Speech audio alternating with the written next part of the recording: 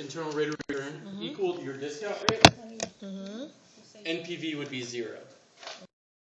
That's the value for each. NPV equals 0. And then that's whatever the rate. So if IRR on this was 8%, if I put 8% in here, this result would be 0. So IRR gives you the internal rate of return of all your cash flows discounted back for a certain rate. It also assumes that you can reinvest those cash flows at that rate.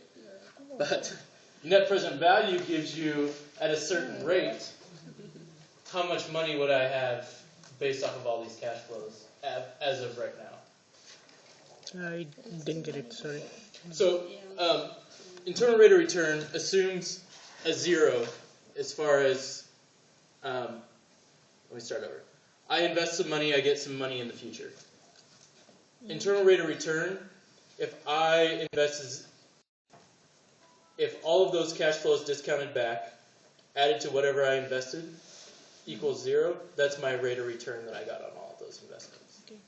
Can I rephrase your answer? So I found that the IRR is 23%. So in order to achieve 500 return, so same like my minus cash flow, I need discount rate 23%. That's my IRR. Is it right?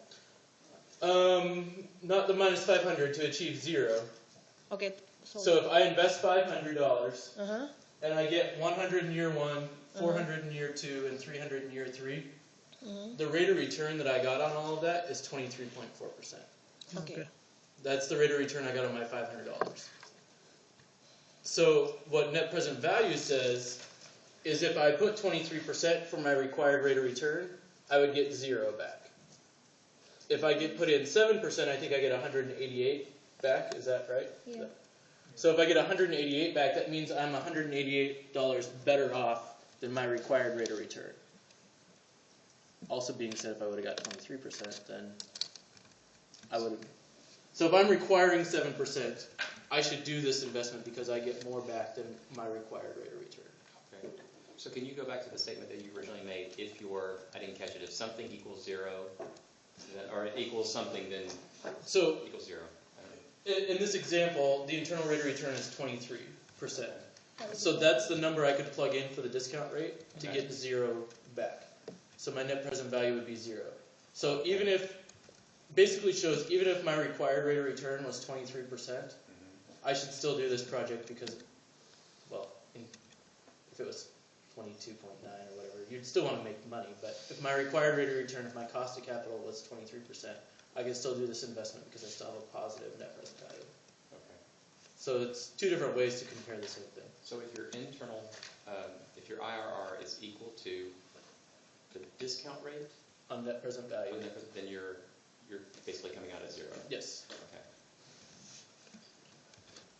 This NPV in the bracket plus the minus the initial investment is your discounted cash flow. Yeah, that's your total discounted cash flow. It's just a shortcut that Excel has. Instead of writing out this formula in Excel, you can just do it that way. But don't forget it starts at year 1, not at year 0. So I plugged in the numbers on the Excel just to make sure that I'm doing the Excel figure right. Yeah. And it came out to one number. Is that Should be 188. Get 184. I'm not 48. 187.72. I didn't minus the Using 500. NPV. Yeah. So if you minus the 500, That'll be. that's your net present value. So So 187.72 is your net present value. what's the age there? No, he said that if we take it 8%. Is that 148? 18,000.